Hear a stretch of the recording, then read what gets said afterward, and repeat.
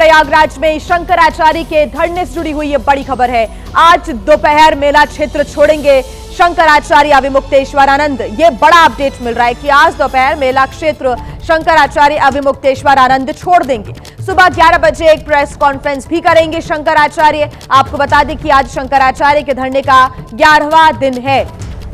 तो बड़ी खबर इस वक्त हम आपको बता रहे हैं। मौनी अमावस्या पर स्नान को लेकर प्रशासन के साथ तल्खियों के बाद उनकी नाराजगी बढ़ी और तब से वो लगातार धरने पर बैठे हुए हैं। आज दोपहर मेला क्षेत्र छोड़ देंगे शंकराचार्य। ये बड़ा अपडेट मिल रहा है। भारत माता की, शंकराचार्य भगवान की। ये रात 12 बजे की तस्वीरें जब शंकराचार्य अविमुक्तेश्वरानंद के समर्थन में जयकारे लगाए गए। वहीं शंकराचार्य अविमुक्तेश्वरानंद ने एक बार फिर सीएम योगी पर सवाल उठा दिए। जो उत्तर प्रदेश के मुखिया आदित्यनाथ योगी जी हैं, उनका अहंकार इस समय बहुत बड़ा हुआ है। वो कुछ सुनने को तैयार नहीं है। उनकी पार्टी के लोग भी उनसे कह रहे हैं, तब भी सुनने को तैयार नहीं है। वो कहते हैं कि हम जो चाहेंगे करेंगे, जिसको चाहेंगे मारेंगे, जिसको चाहेंगे पीटेंगे। अब उनके ये भाषा निकल करके आ गई है जो उनके अंदर की भाषा है। इस बीच शंकराचार्य अविमुक्तेश्वरानंद के समर्थन में कंप्यूटर बाबा भी प्रयागराज पहुंचे और कई संतों के साथ धुनी तापकर हठ योग शुरू कर दिया।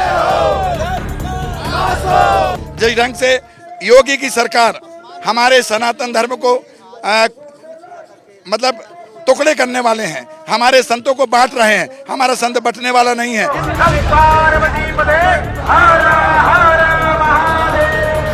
माघ मेले में स्वामी अविमुक्तेश्वरानंद सरस्वती को अनशन करते हुए 10 दिन बीत चुके हैं, लेकिन अभी तक इस विवाद का कोई समाधान नहीं निकल पाया है। तो देखिए, वहीं दूसरी तरफ उत्तर प्रदेश में एसी से जुड़ी हुई संत बराम सरकार की कहानी भी सुर्खियों में है। पहले बरेली के सिटी मजिस्ट्रेट ने स्वामी अविमुक्तेश्वरानंद के समर्थन में इस्तीफा दे दिया था। तो अब आपको बता दें कि कल अयोध्या में जीएसटी विभाग के डेप्यूटी कमिश्नर प्रशांत सिंह ने सीएम योगी के समर्थन में इस्तीफा दे दिया। बात संत और सरकार के बीच की थी, लेकिन इसके आंसू सरकारी कुर्सी पर बैठे अधिकारियों की आंखों से भी उतरने लगे हैं। प्रशांत सिंह फोन पर पत्नी से बात करते हुए भावुक हो गए, आंखों से चश्मा हटाया, आंसू पोंछे और फिर दिल की बात कह दी। हाँ, मैंने इस्तीफा दे दिया है। हाँ, मुझे बर्दाश्त नहीं हुआ। मुझे बर्दाश्त नहीं हुआ।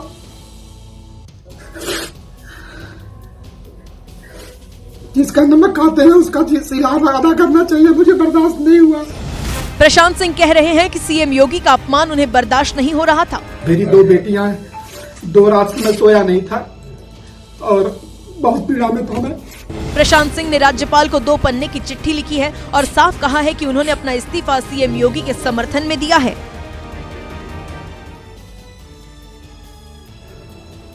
अब देखिए, इस्तीफा देने वाले अधिकारी ने कहा कि वो जिस सरकार का नमक खाते हैं उसके अपमान को सहन नहीं कर सकते।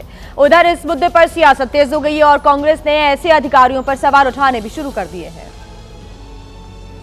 उत्तर प्रदेश में पिछले 24 घंटे में 2 बड़े इस्तीफे हुए। मुद्दा एक और समर्थन अलग अलग चेहरों का। अलंकार जहां अविमुक्तेश्वरानंद के साथ खड़े हैं और बटुकों के साथ मारपीट का विरोध कर रहे हैं, तो वहीं प्रशांत सिंह सीएम योगी के समर्थन में आए और शंकराचार्य स्वामी अविमुक्तेश्वरानंद की टिप्पणी का विरोध कर रहे हैं। लेकिन हम इस राज्य से वेतन लेते हैं, उससे हमारा परिवार चलता है, हमारी नमक रोटी चलती है और मेरा ये कर्तव्य नहीं है कि बस मैं केवल वेतन लूं और रोबोट की तरह, यांत्रिक व्यक्ति की तरह केवल जो है सरकार के और माननीय मुख्यमंत्री जी के विरोध को सुनता रहूं। अब कांग्रेस ने पूछा है कि ऐसे अधिकारी जनता के लिए काम कर रहे हैं या मुख्यमंत्री के लिए। ये जनता के टैक्स से वो नमक खा रहे हैं, उनके घर की रोजी रोटी चल रही है। जनता का है, सीएम का पैसा नहीं है कि वो गोरखपुर से पैसा लाके सीएम सब प्रदेश के सरकारी कर्मचारियों को दे रहा है। इस्तीफा देने वाले प्रशांत सिंह ने ये भी कहा कि वो पीएम मोदी के खिलाफ की गई टिप्पणियों से भी नाराज थे। के GST deputy commissioner Prashant Singh के इस्तीफे पर शंकराचार्य अविमुक्तेश्वरानंद ने सवाल उठाए। उन्होंने कहा कि यह योजनाबद्ध तरीके से इस्तीफा करवाया गया है और अगर ऐसा नहीं हो तो या तो इस्तीफा स्वीकार किया जाए या फिर उसी तरह की कार्रवाई की जाए जैसे अलंकार अग्निहोत्री के खिलाफ की गई। ये अधिकारी चापलूसी कर रहा है, तो वो चापलूसी करके ही अयोध्या में नियुक्त रहा होगा, बात हुई होगी। क्योंकि कल जो इस्तीफा हो गया अलंकार जी का, उस इस्तीफे का बहुत बड़ा प्रभाव गया है। अब उसको कैसे काटा जाए, तो इनकी मीटिंग हुई होगी कि भाई अपने में से कोई इस्तीफा दे, तो जो भरोसे का अधिकारी था उसने इस्तीफा दे दिया। अब इस इस्तीफे को देख लीजिएगा आप, स्वीकार नहीं किया जाएगा। कि अगर ये असली इस्तीफा है तो उसका इस्तीफा तत्काल आदित्यनाथ जी स्वीकार करके दिखाएं।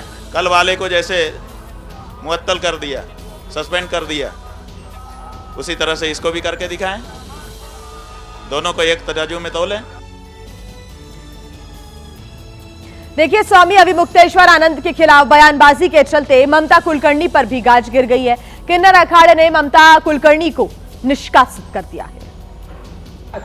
महाकुंभ में 24 जनवरी को ममता कुलकर्णी किन्नर अखाड़े की महामंडलेश्वर बनी थी। ममता कुलकर्णी का नाम यामाई ममता नंदगिरी किया गया था, लेकिन ये कहानी अब यहीं खत्म हो गई है। ममता कुलकर्णी लगातार स्वामी अविमुक्तेश्वरानंद पर सवाल उठा रही थी, जिसके चलते उन्हें किन्नर अखाड़े से निष्कासित कर दिया गया है। इसके बाद ममता कुलकर्णी ने भी एक चिट्ठी जारी की और महामंडलेश्वर पद से इस्तीफा देने की बात कही। जब मैं ये पहनती हूँ, लोगों को लगता है या तो मैं बीजेपी के साइड की हूँ, मेरा किसी पार्टी से कोई लेना देना नहीं। ममता कुलकर्णी ने साफ किया कि वो फिल्मी दुनिया में लौटकर नहीं जाएंगी। और एक बड़ी खबर कर्नाटक से आपको बता दें, जहां डीके समर्थकों पर भड़के सीएम सिद्धरामैया। पार्टी कार्यक्रम में डीके शिवकुमार के नाम की नारेबाजी हुई और उससे वो नाराज हो गए। मंच पर सीएम सिद्धरामैया के साथ डीके भी दरअसल मौजूद थे और डीके के समर्थकों की नारेबाजी पर सिद्धरामैया ने अपना आपा खो दिया। उन्होंने अपनी नाराजगी व्यक्त की।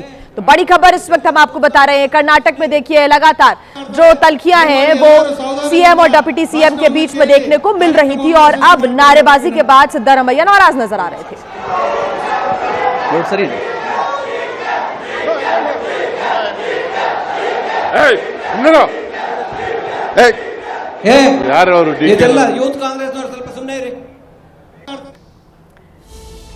और आइए अब खबरों में आगे बढ़ते हैं, बात करेंगे जम्मू कश्मीर की, जहां पर उस वक्त हड़कंप मच गया जब सोनमर्ग में एक बड़ा एवलांच आ गया और एक बड़ा इलाका बर्फ के नीचे ढक गया, जिसकी तस्वीरों ने शासन प्रशासन सबको हिलाकर रख दिया है। एवलांच की पहली तस्वीर, एवलांच की दूसरी तस्वीर, एवलांच की तीसरी तस्वीर। एक एक दृश्य खौफ से भरने वाला है।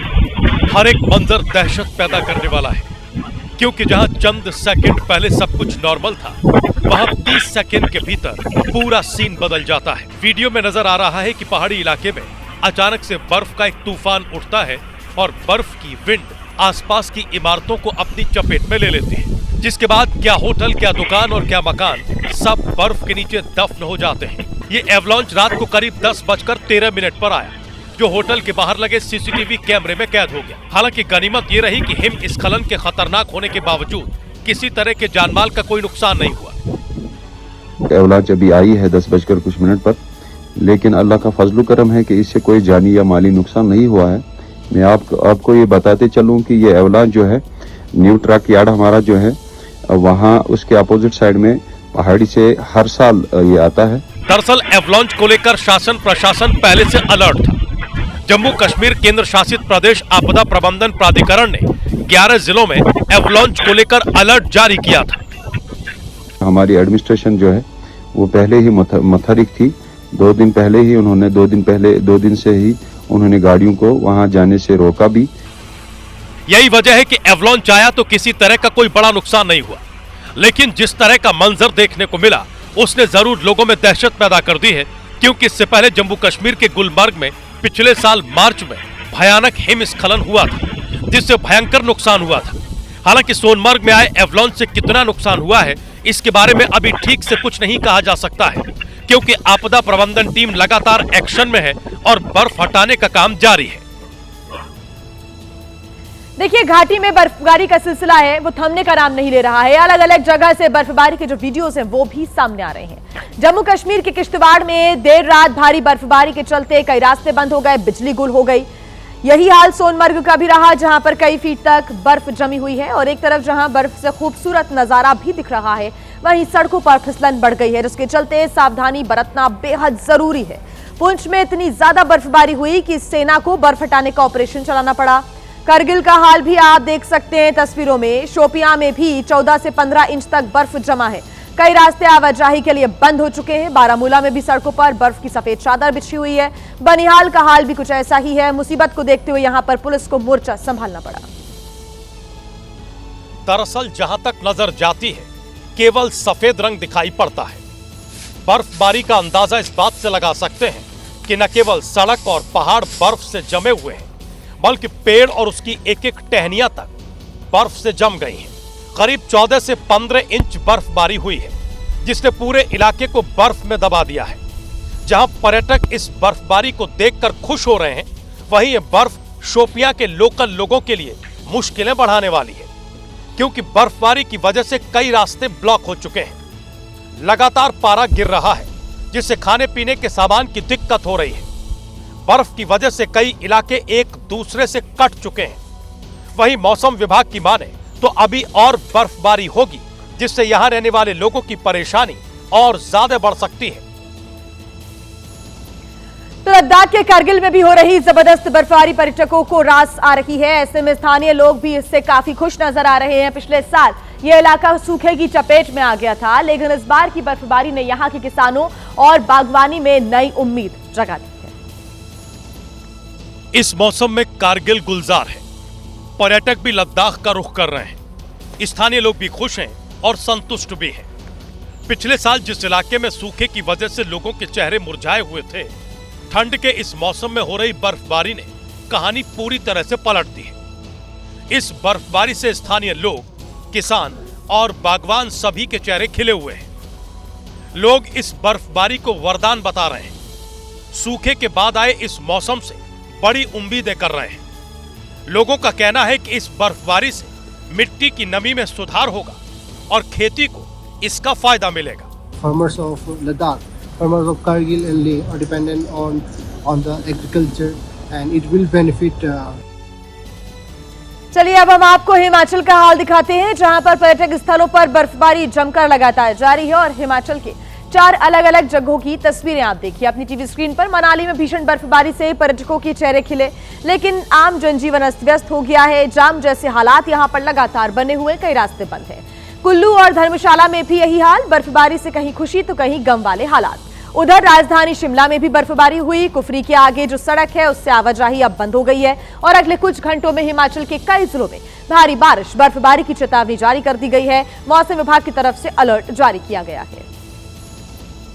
तो कुल्लू, मनाली, शिमला और धर्मशाला की ये तस्वीरें आपके सामने। हिमाचल प्रदेश में भी अलग अलग इलाकों में लगातार बर्फबारी हो रही है। आने वाले दिनों में भारी बारिश और बर्फबारी का जो दौर है वो जारी रह सकता है। मौसम विभाग की तरफ से अलर्ट जारी किया गया है। और आइए अब बात करेंगे उत्तर भारत की, जहां पर मौसम का मिजाज इस कदर बदला कि बारिश के साथ ओलों की बारिश देखने को मिली है। यहां पर मध्य प्रदेश के कई जिलों में भी जो तैयार फसल थी वो भी बर्बाद हो गई है। देवास, गुना, विदिशा, खरगोन, मध्य प्रदेश में बारिश और उसके साथ गिरे ओले से किस कदर तबाही मची, इसका अंदाजा टीवी स्क्रीन पर दिख रही इन तस्वीरों से लगा सकते हैं। कहीं आंधी में टीन उड़ गई तो कहीं पेड़ धराशायी हो गए। मध्य प्रदेश के देवास शाम करीब 7:30 बजे जोरदार आंधी आई और फिर ओले के साथ ऐसी बारिश हुई कि कई घरों की टीन और चद्दर ले उड़ी, जिससे किसानों में अफरा तफरी मच गई। प्याज, लहसुन और गेहूं की फसल को लेकर किसान टेंशन में आ गए। गुना के कपासी सहित कई गांव में अचानक बदले मौसम ने भयंकर तबाही मचाई। ओलों की मार से खेतों में खड़ी फसलें खराब हो गई, जिससे किसानों की मेहनत पर संकट खड़ा हो गया। विदिशा के लश्करपुर गांव में इतने ओले गिरे कि ढेर लग गया। बच्चे और महिलाएं ओले का आनंद लेते दिखाई दी, लेकिन किसानों को फसल की चिंता सताने लगी। इसी तरह खरगोन में चने और मक्का की फसल पर इंद्रदेव ने ऐसा पानी फेरा कि फसलें मुरझाकर जमीन पर लेट गईं, जिसे देख किसानों के चेहरों पर मायूसी छा गई। और आइए अब बात करेंगे मध्य प्रदेश की, जहां के पांढुर्णा में एक गाय के चोरी होने का सीसीटीवी वीडियो आया है सामने, जिसके बाद सनसनी फैल गई। बताया जा रहा है कि गाय को कार के जरिए चोरी किया गया। इस सीसीटीवी वीडियो ने सभी के होश उड़ा के रख दिए। जिसने भी ये वीडियो देखा वो सोच में पड़ गया कि क्या कार से भी गाय की चोरी की जा सकती है। तस्वीरें धुंधली हैं, लेकिन ये बताने के लिए काफी हैं कि इस इलाके में गो तस्करों के हौसले कितने बुलंद हैं। शहर के व्यस्त श्रीराम मार्केट में सड़क किनारे खड़ी एक गाय को इस कार के जरिए चोरी कर दिया गया और ये पूरी घटना सीसीटीवी कैमरे में कैद हो गई। जैसे ही गाय चोरी का ये वीडियो सामने आया, स्थानीय लोगों और हिंदू संगठनों में रोष फैल गया। लोगों ने प्रशासन से सीसीटीवी वीडियो के आधार पर आरोपियों को जल्द से जल्द चिन्हित करने और सख्त कार्रवाई की मांग की है।